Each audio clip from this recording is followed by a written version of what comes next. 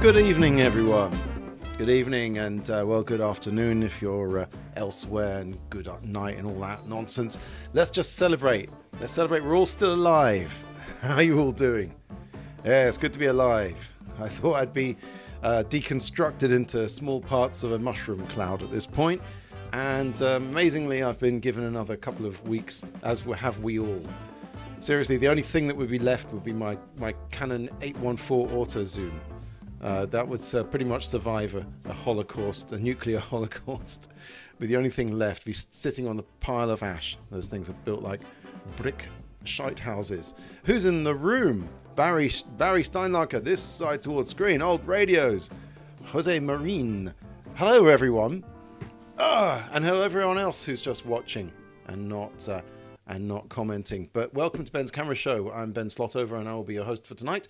And as I am every night for the last 60 shows. In fact, this is the first show of season 7. Yes, we got renewed again. Another 10 episodes coming your way. The next one after this will be in 2 weeks. So I'm just going to keep cranking them out as long as I have stuff to talk about and stuff to show you. So tonight, well, let's go through a couple of, let's just ramp up to tonight's subject, because it's very interesting tonight. I had some very, very cool stuff to show you. Aldria says, sweet timing, I'm commenting on 2 streams at once. You're still on the old Geek Squad, aren't you? Podcast. Well, they should have finished by now. Well, welcome Jose Marine. Good evening from Hackney, London, he says. Yay! So, it's AV Geeks, not Geek Squad.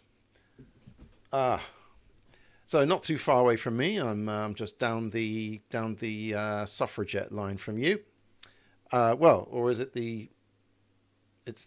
Yes, no, it's not the suffragette. It's, oh God. You know the one, not the Windrush. Is it the wind? No, the, this is going to drive me crazy. We're talking about regional London overground railway names and how they're all called something different for the last year, and I still haven't got used to it. Anyway, if I shout loud enough, you might hear me. Let's talk about what we've been up to. Let's go into my little box first. Boing. And... what did I do? Well, it was Exploding Cinema. I always seem to start off the show talking about Exploding Cinema, but there you go. We had a very nice evening. Showed a bunch of short films down in Peckham. It was in the what was it? The Set Social. It was. Oops, that's not it. I'm going to talk about that in a second. And yeah, some amazing visuals we did. These were mostly my work. It was my turn to do the visuals on the ceiling. And that was in the bar. That was more in the bar. We had lots of old projectors going. Got a band. Don't let the empty seats fool you. We got it really packed towards the end.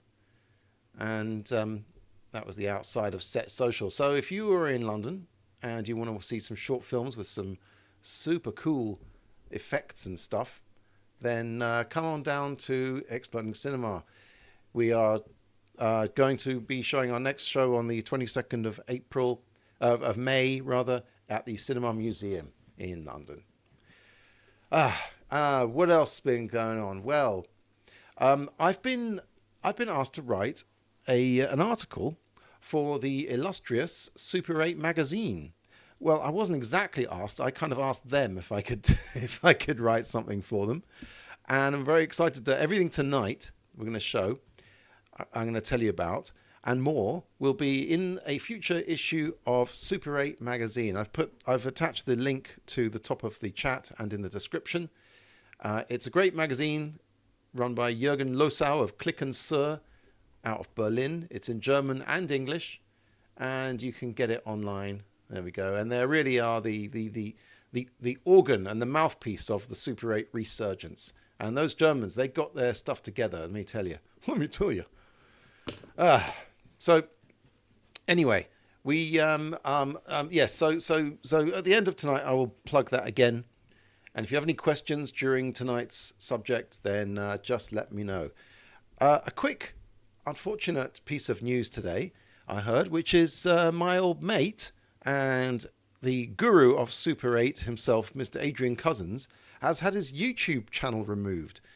And this sucks immensely. And it's nothing to do with his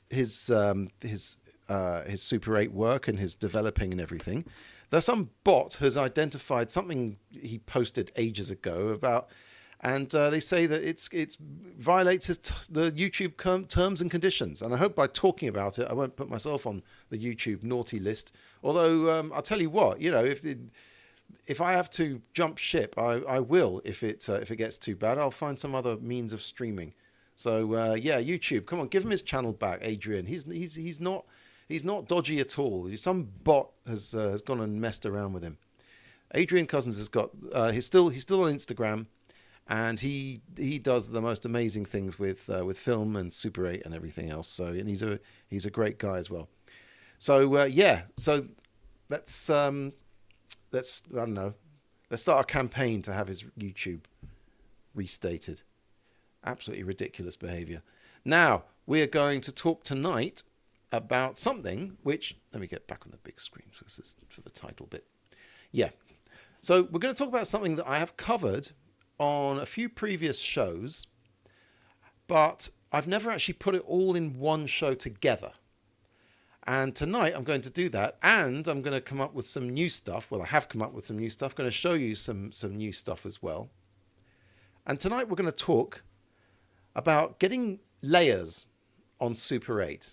Now, if you use something like After Effects or Photoshop, putting one layer over another, and making one transparent, or doing overlays and using masks and stuff, piss easy, right? But on film, a little bit more tricky. And there's various different ways of doing this.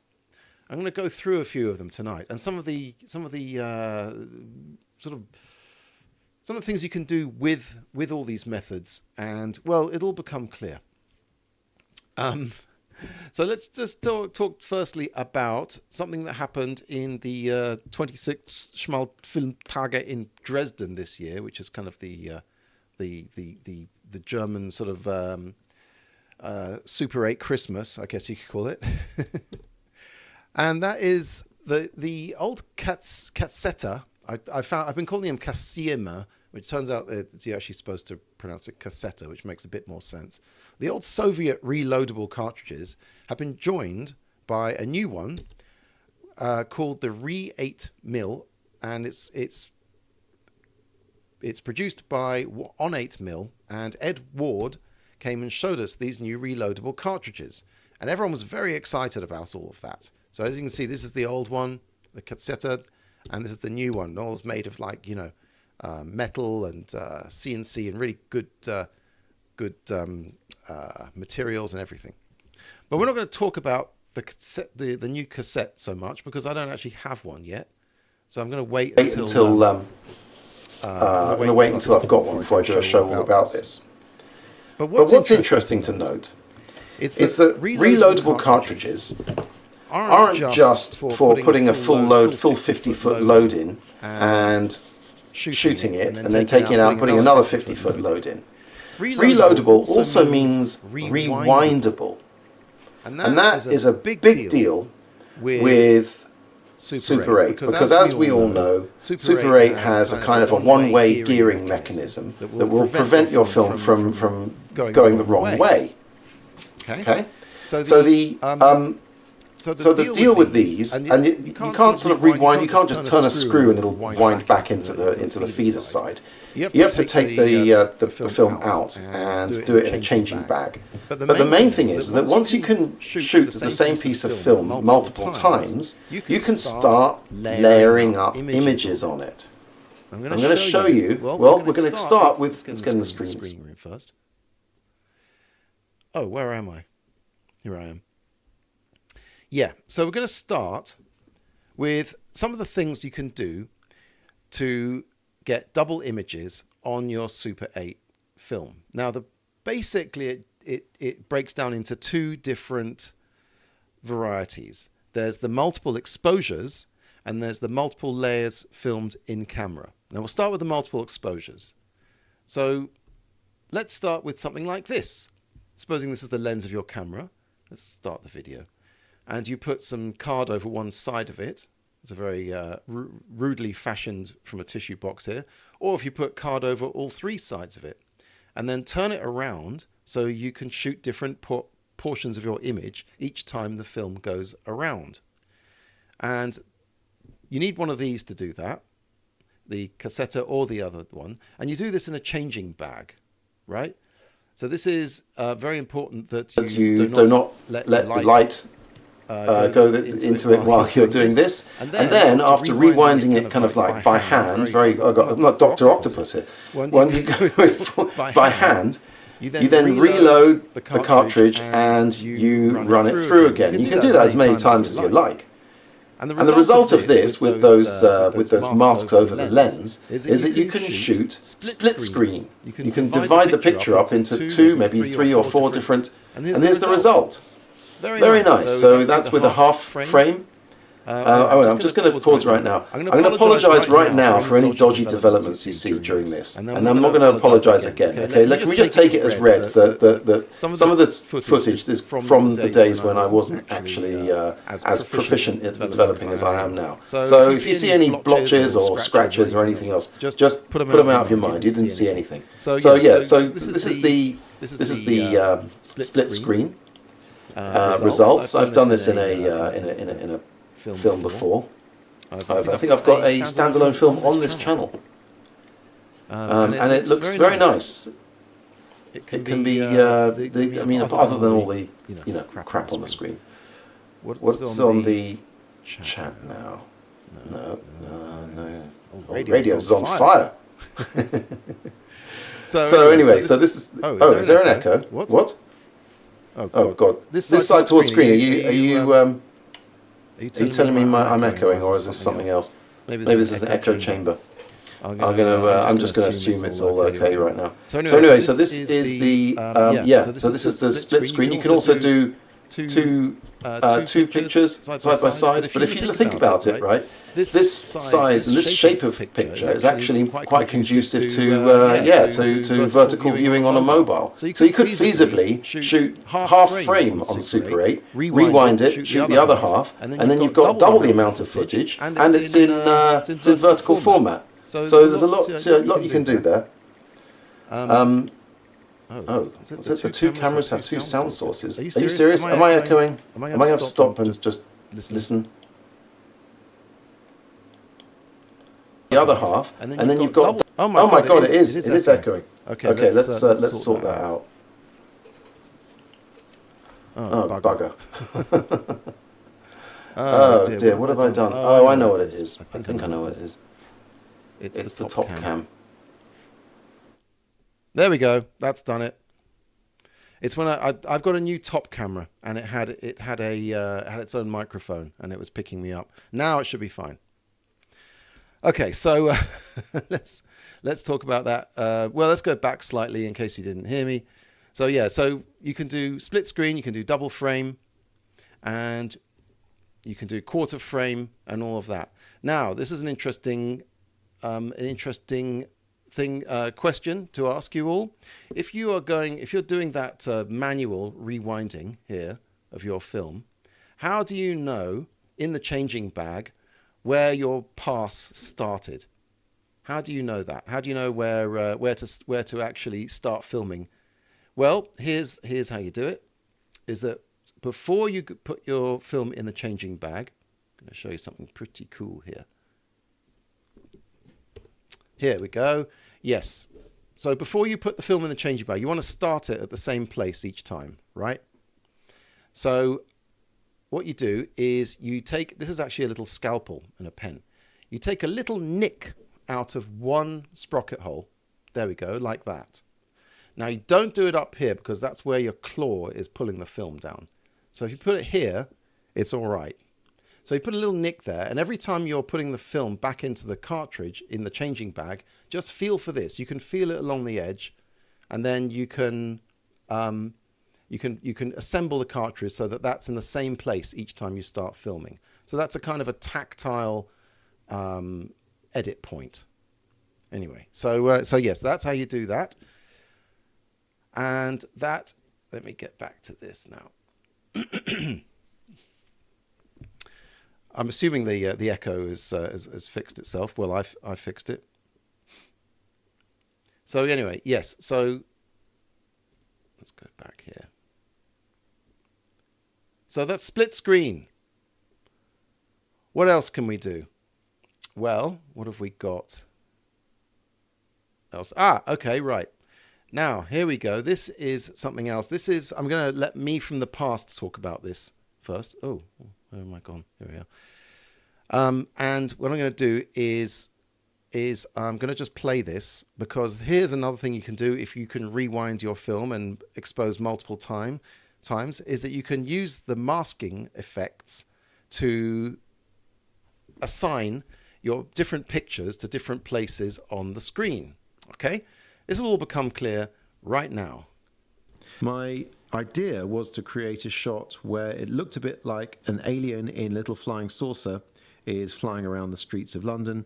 So, firstly, I cut out a piece of black card and fixed it to the front of my camera using a UMIG Macro 5 kit, which is this fancy little holder which can bolt onto the bottom of your camera and hold up a card or a title, or in this case, a cutout piece of black card, which masks off part of the picture. So I went out and filmed with that thing in front of the camera. Then I opened up the reloadable cartridge. I rewound the film. I cut a little nick in the film, so when I was rewinding the film in the dark, I could feel on the edge where the sequence began. And I filmed again. This time I took the piece of card that I cut the black flag out of, and I put that on the holder, so I was able to flag out the stuff I'd already shot and only shoot in the bottom of the screen where I had flagged previously. Hope this makes sense. So I filmed with a green filter over it because I thought, why not? Little green men. In this case, it was a little green girl. Unfortunately, it was out of focus the second time round. And this was odd because I had measured it twice. I had measured it absolutely precisely, but there seems to be something a bit wrong with the calibration. Now stop apologizing. I'll go into that in another film. So, other than that bottom bit being out of focus, I think the technique works and it's a good one, and I'm looking forward to doing more of that. Right, so there we go. So there is masking layers, rewinding it, masking it the opposite way, and then showing it, playing it again.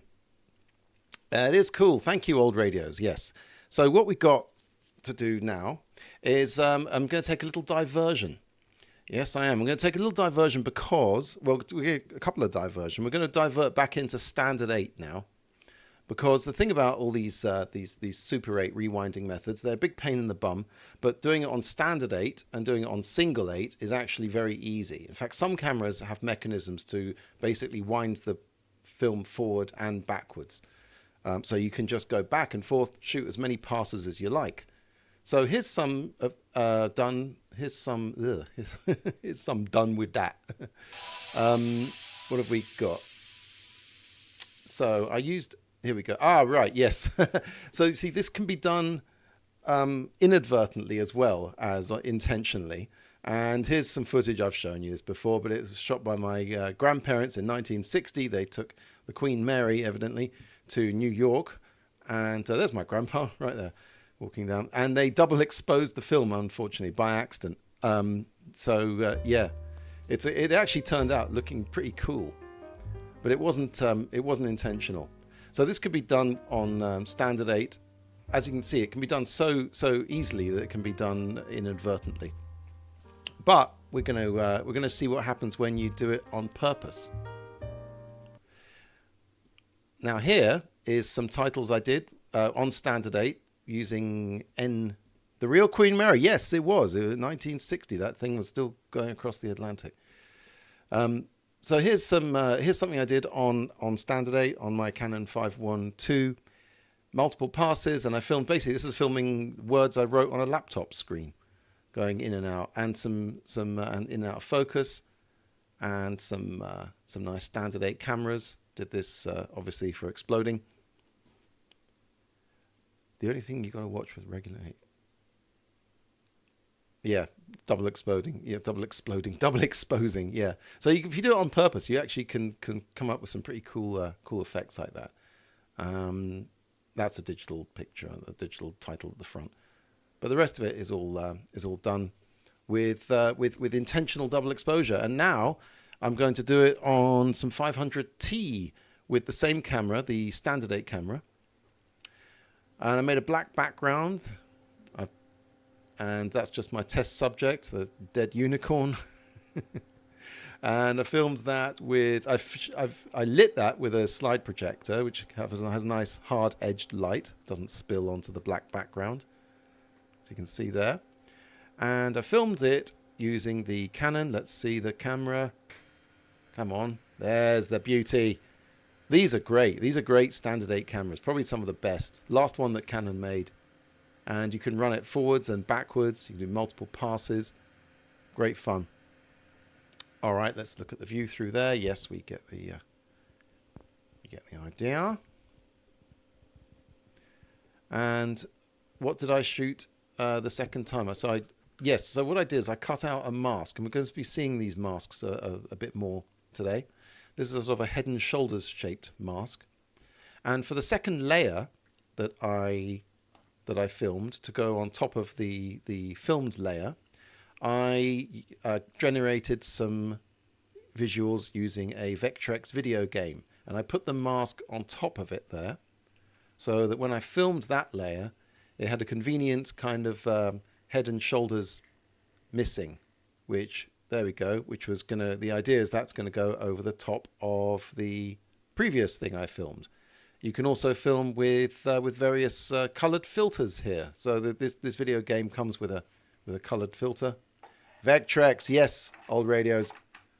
5112 zoom and a Vectrex. Can't get much better than that, can you? And this is how you go backwards on this thing. Just as easy as this. You just release the clutch, do into R for reverse, and hit the shutter button, and boom, the camera winds backwards. It's not filming backwards. It's just winding it backwards. And so here's the result of that. Some nice double exposed layers here. That's my daughter in the middle, looking very freaky there with all that nice background stuff. So bear in mind, like I said, this is a double exposure. We're going to see something similar coming later, but not double exposure, in-camera exposures. So yeah, you can have some fun with that camera. And unfortunately, I don't know why all that crap is on the film. I must have not cleaned it properly or something. Nice. I should be putting some music on this really, but well, whatever. So now, what's next? Right, now we're going to look at my first attempt at something called Pepper's Ghost. Pepper's Ghost. Firstly, I'm going to get rid of this bad, the perennial bad chroma key around me. So let's just sort that out. Well, that's funny because it's not flickering around when the it's not me. It's the top down. I'll switch that off first.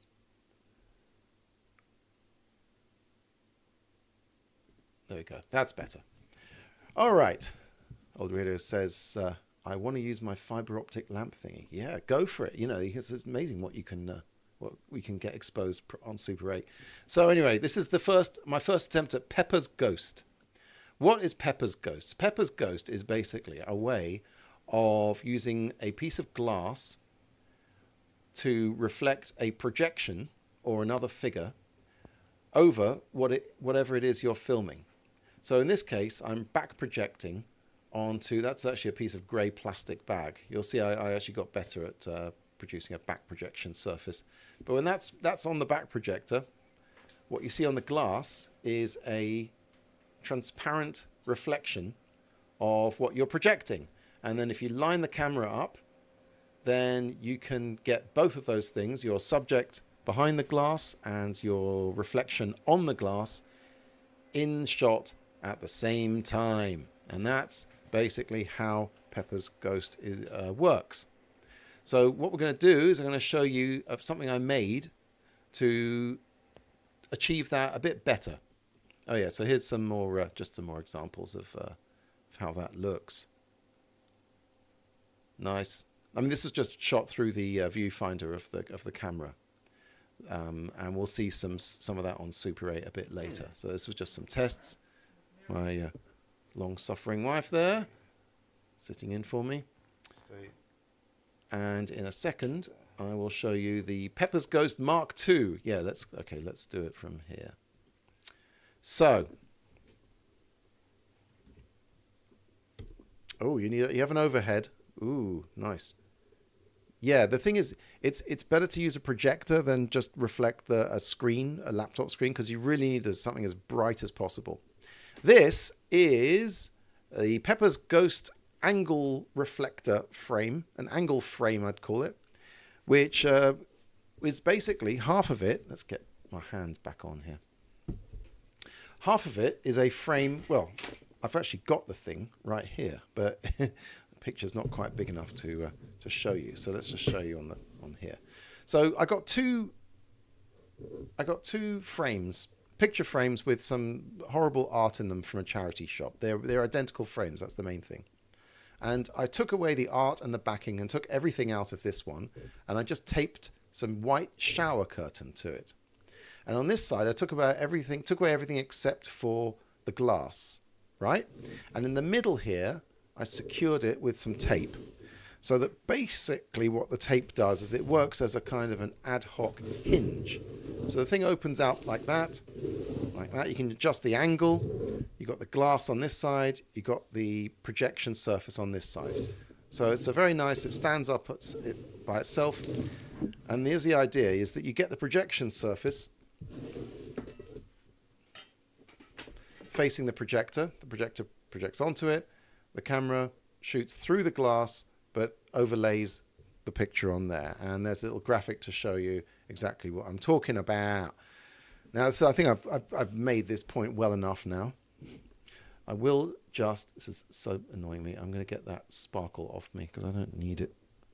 It's quite sparkly enough, thank you very much. There we go, that's better.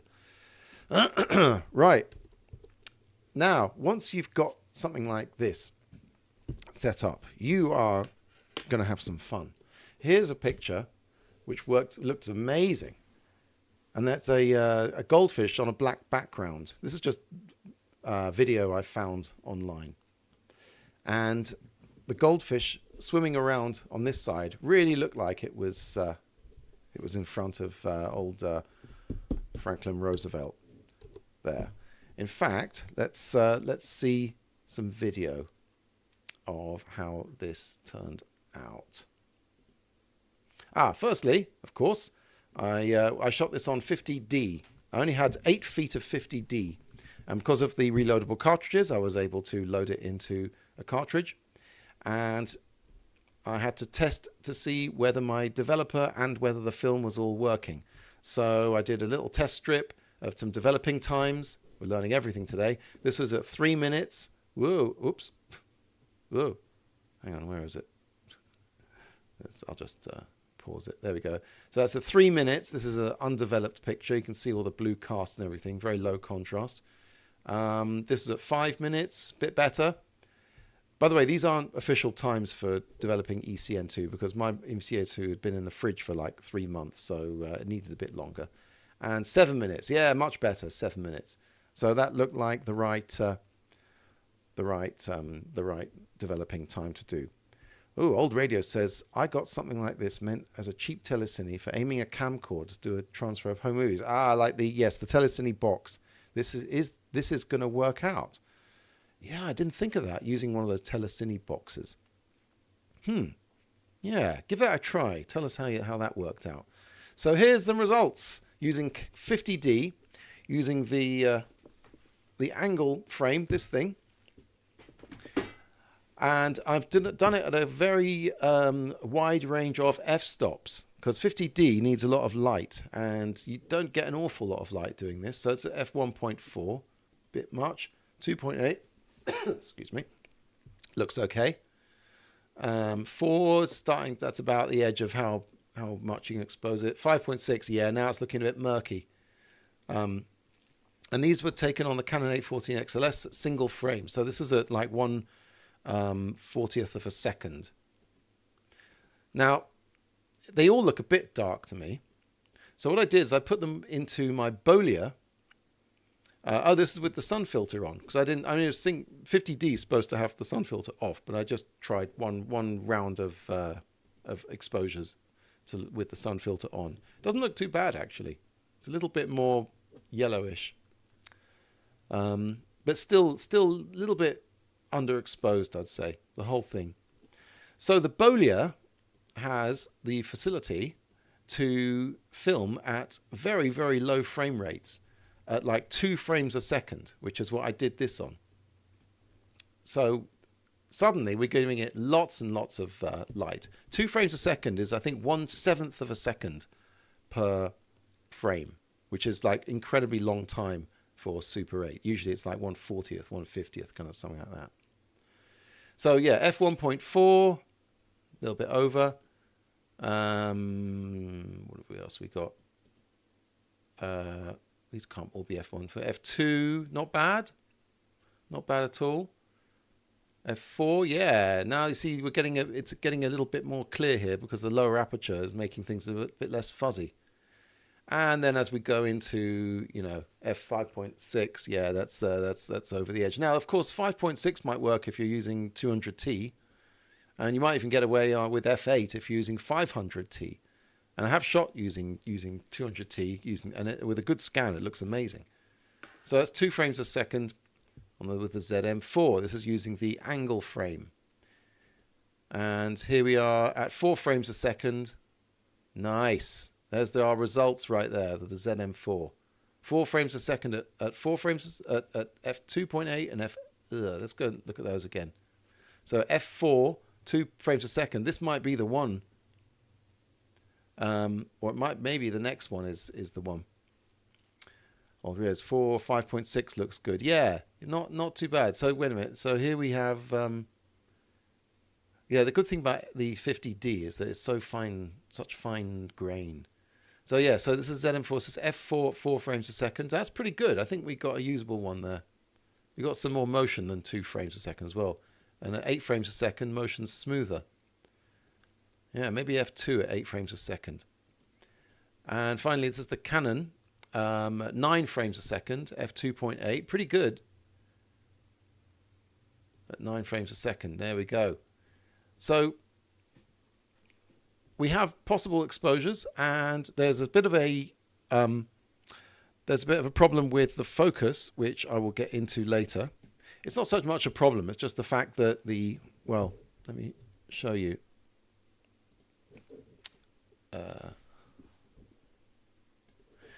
Here's the issue, right? Is that the projection is only that distance away from the camera, but the subject is that distance away. And the distance between there and there can give you an issue with focusing. Like it can be focused on the back, on the person at the back, and the projection is looking kind of fuzzy. Or it can be focused on the projection, the person at the back looking fuzzy. Now you can fix this by bringing the camera much further back and zooming in, or you can stop up as high as you possibly can to get your depth of field a bit wider, so it'll get them both in. Or you could pull focus between the subject and the reflection and the overlay. You could pull focus, so they could be fuzzy, and then you could focus on that and then back again. Just use your imagination. So we're going to take a little detour now. If you don't like any of this rewinding of film, if you don't like any of this fiddling around with the focus and not the focus with lights and backdrops and all the rest of it, here's something you can get, and it's not a very good picture because it's a freeze frame from an earlier video I did. Unfortunately, I sold this thing, so I wasn't able to get another video. This is called a V3 reflector. And it clips onto the front of a standard 8 camera. It's a bit too small to get on a Super 8. It's like D-mount lens, kind of. And what it has is a piece of glass which is semi-silvered, and it's at an angle, like before, 45-degree angle. And the idea is that the camera films through that, and yet it's also reflecting something coming from the side here.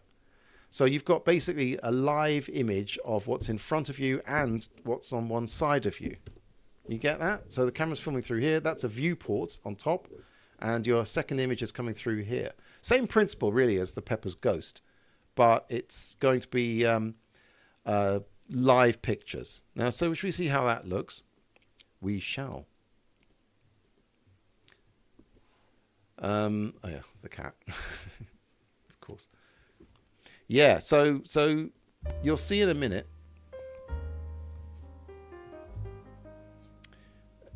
In a sec. This is the pergola on Hampstead Heath. There we go. See that? See that? There's two images at once. When it's more evident when you actually move the camera, when you pan the camera around. There you go. See that? I mean, I know that. Yes. The picture quality is awful, but there you go. As a principle, you can see there's two people there, and being reflected. So you can do sort of ghost effects, I guess. You could do titles, I guess, see-through titles on one side. Anyway, you can see why I sold this thing. I mean, I think the silvered mirror was a little bit, had gone a bit blind. And last of all, here's just some multiple exposure fun.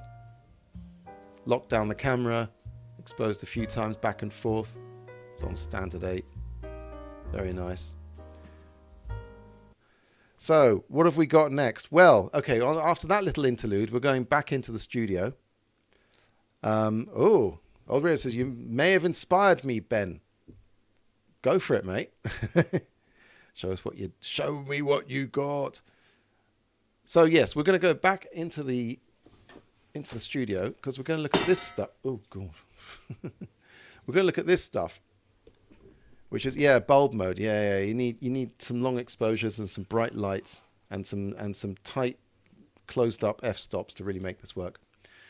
Rear projection film. So here's the new stuff. Everything I've shown you before, I think I've touched on once or twice in previous shows. But I bought this stuff, which is rear projection film, and you can see here I've got it inside. It's nothing much to look at, but it's basically it looks like plastic film. But you can project on it, and it will take an image. It will display oh, God, nearly knocked over my drink there. It will display an image. This stuff cost £9 for a sheet of A4, so I was very happy to find that it actually did work. So let's see how it works. Well, I'll show you firstly the slides. Here we go. So as conversely to what I showed you before with the right angle and the reflection, this stuff you just project straight onto and film straight through it. The slightly dodgy part is that not dodgy, but the thing you have to think about is that your projector, I'm using a video projector here, has to be, it can't be in exactly the same place as the camera, which would give it the absolute best picture. So I put it below and slightly in front, and I tilted it up onto this screen here. There we go, as it's switched on. And I used the keystone correction to make the image square. So here's the setup from the other side. So projector, camera. Projector goes up on this screen. Camera filming straight through the screen onto Roosevelt Franklin here. And let's see. And through the viewfinder, it looked great. This is what it looked like. Hey, Cecil DeVille in the house. Hello, Cecil.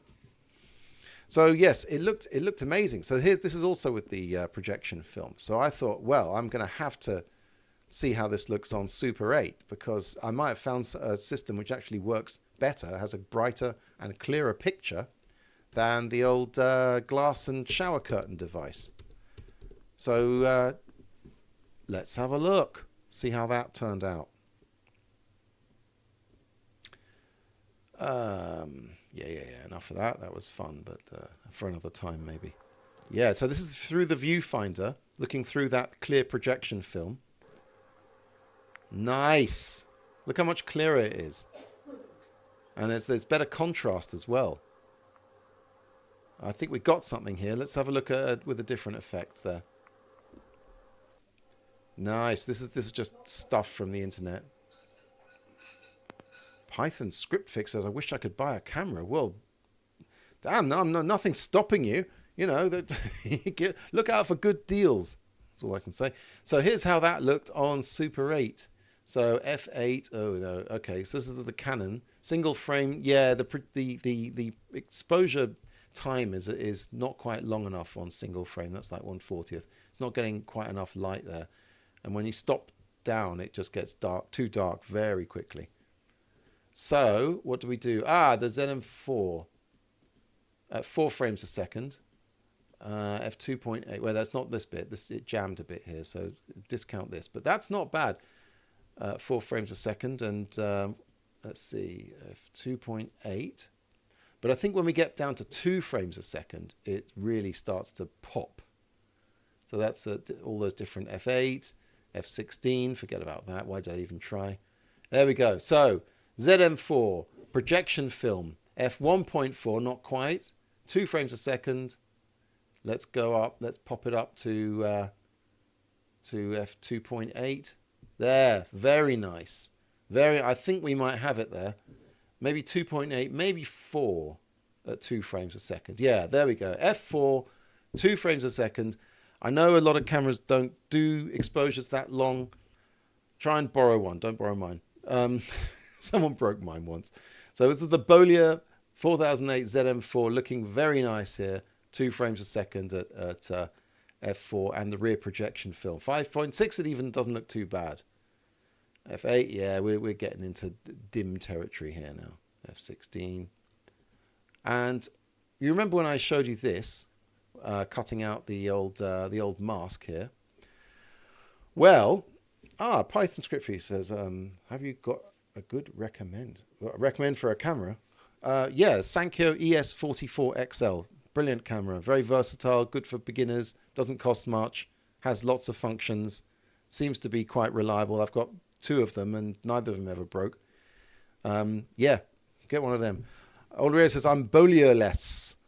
Yeah, well, this is, you can shoot at 18 frames. You can do these effects at 18 frames a second. It's just you need a buttload of light on it. As much light as you can. Like light up your subject here until they're complaining to their agent, and get as and then see what you can get, see what you got. Anyway, let's go back to this bit. Okay, so finally, it's not quite finally, but we're getting near towards a saturation point here.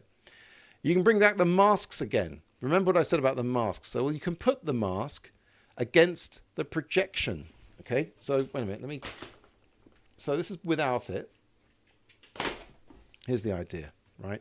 We're not putting a mask over the lens. We're not putting a mask over the footage that you're projecting, over the original footage. We're putting a mask over the screen you're using to put the footage on. So you'll see me in a second here. This is some footage from shooting my film Days of Wine with Sean Reynard. And the graphics is this kind of electric spark. But I wanted it to go from one ear and out the other. So you can see very, very, very faintly. Maybe I can bump it up a bit. But you can see the shadow of me. Okay, so yeah, there we go. So there's the reflection of that thing, and there's a piece of card there, which I'm holding, which I'm putting over Sean. So when we look at that, he used his phone. Okay. And we put that piece of card over the thing. Here we go. There we go. We're masking out just where his head is, and boom! See, looks like the mask is coming. Looks like the effect is coming from behind. In fact, it's in front, and with the mask, you can see here. I'm masking again. There, it's with the mask. See. So it's without and then with. So yeah, masks are basically the sort of a tool you use to control the layers and see which bits get transparent, which bits show through. Nice. That's nice. And here is the result of that on Kodak 200T, shot at 9 frames a second on a Canon 814 XLS. I think it was on f2.8 or f4. This is with a really good scan. This is when the Straight 8 guys scanned my my film at like 4K, maybe even at 6K, I don't know. But it looks unbelievably good. So this is a Kodak 200T, and this is how it looked in the end. As you can see, I hadn't worked out the bugs in the focusing issue at that point. But still, Very nice effect, and that's with some sine waves going into his head there. That's with some of the projection masked off. So there we go. I think hopefully I've inspired you all to have some fun with masks. You don't even need really to have any of this stuff if you have some like half silvered glass. I mean some what is it called? A one-way glass mirror. Just put it in front of your camera, point it at something else, and there you go. Or find a way of rewinding your film, as I've shown you already. Old Radio says, I'll make a film why I cannot afford a Bolia and pan across pieces of paper that says gas bill, internet bill, then drop cans and packages of food on camera. Yeah, well, yeah. The prices went up crazy. I mean, it's like Bitcoin, isn't it? The time to buy a Super 8 camera was 15 years ago. Sucks, isn't it? You don't need to keep buying cameras. You can just, get one that's reliable and just, put the rest of the money in film. God knows you're going to need it. Also, you can save money by using the old expired film and developing it itself. I've actually done a show about the ultimate budget darkroom, and I think I managed to get everything together under £50, including a roll of expired Kodachrome. So yeah, I'm very mindful of how much all this stuff costs, and it's kind of why I started developing myself, because if you just contract it all out, the bills build up like you wouldn't believe. Right. Have we got our popcorn ready? Are we ready for a final film, for something, for some entertainment? Yes, we are. Old Rio says, I use expired film mostly. Good for you, mate. So do I. I use a lot of expired film. And if you have one of those reloadable cartridges, the thing about that is that you can just shoot some and then develop it. You don't need to shoot the entire cartridge. Oh, God, my blue screen's gone nuts. Yes, tonight's film. So that was split screen. God, we did split screen, we did masking, we did double exposure, we did Pepper's Ghost, we did the angle frame, we did the projection frame, we did the V3, we did. We've done quite enough. I think I'm all tuckered out. So hope you are too. Anyway, let's get some. Let's put a film on. And once again, tonight's film is not going to be shown on film, because I think we've done enough film stuff together. We've done enough film. So it's going to be on video, and it is interesting because I used 4 different cameras to shoot this one. And the next show I promise there will be film at the end, like film. But next show will be straying back into video camera territory, including a camera that only cost €5. So put that in your budget and smoke it. So you can get a camera. Never mind Super 8. Do it with your phone. Anyway. So the film's called Just Go. I made it about 10 years ago, and the technology I used then was pretty good, especially the drone technology. But everything's gone much, much, much higher since then. But let's have a look at Just Go. A bike cam, a flip cam, a phone, and a quadcopter. I think we used to call them quadcopters back then. Here's the bike. The bike camera, which I then fixed upside down. But I kept it upside down because it actually is quite a nice effect. Sometimes you just got to flip it upside down. Why the hell not?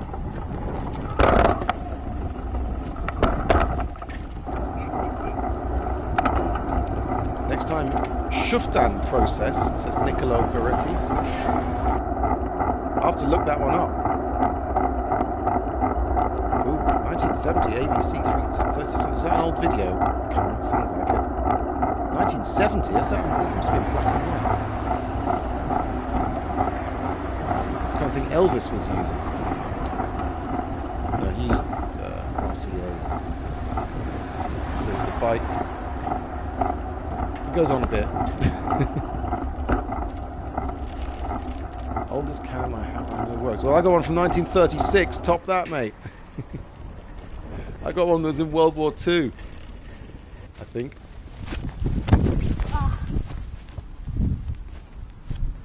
Right, going to switch to another camera now.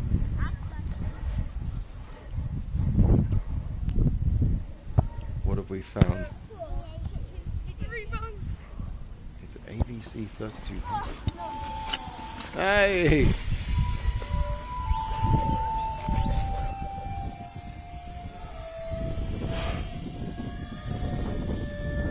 Here we go.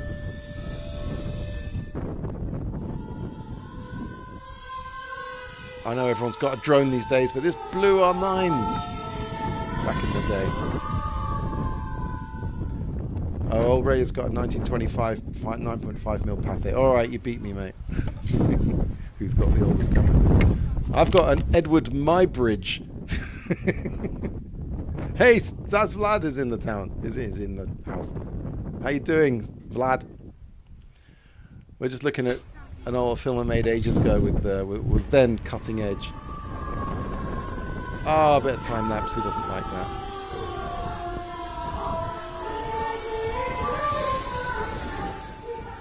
And then I went to this place. You'll see in a second. This is this dreamscape inflatable sculpture that you go into. And they had some sort of performance going on. It was very creepy, this whole thing. And of course I used the colours to do some keying. Multiple layers, everyone. Why shoot one layer? Why restrict yourself? Slap another layer over that. If you're doing it on video, it's even easier.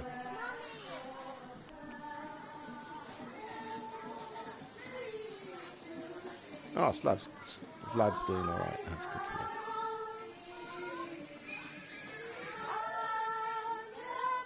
Yeah, obviously, if you're using a phone or whatever, it's so much easier to do all these layers than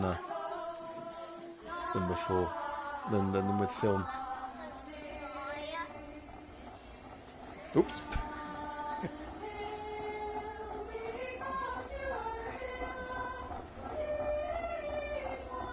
was quite ethereal, a little more singing in there.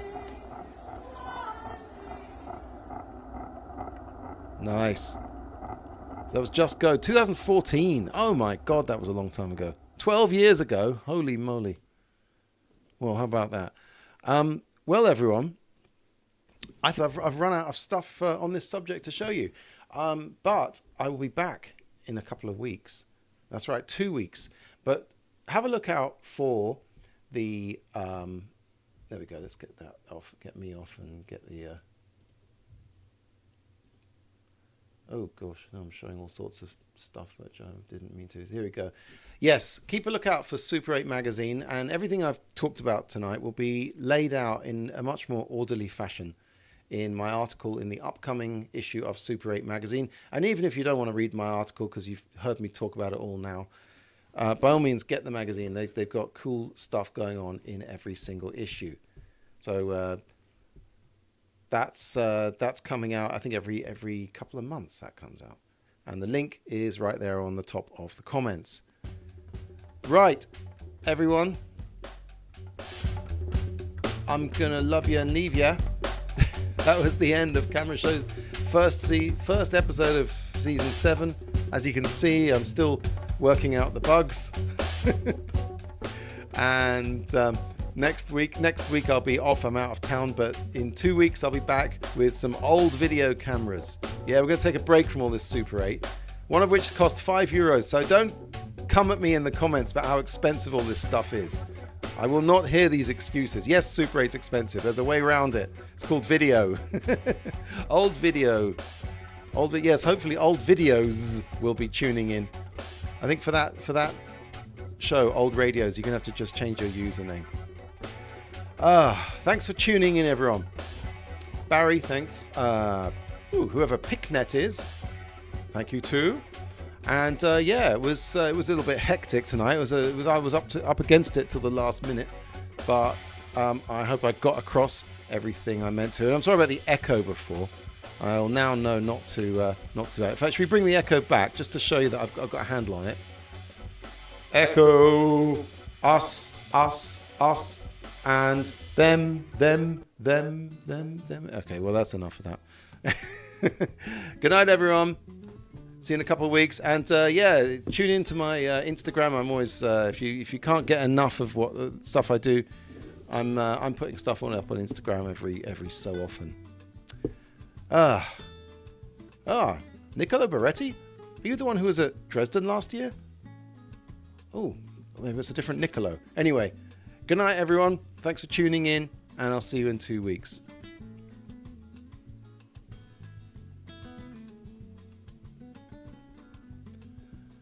Your stream will stop immediately. You will no longer be live. That's it. Good night. See ya. In 2 weeks.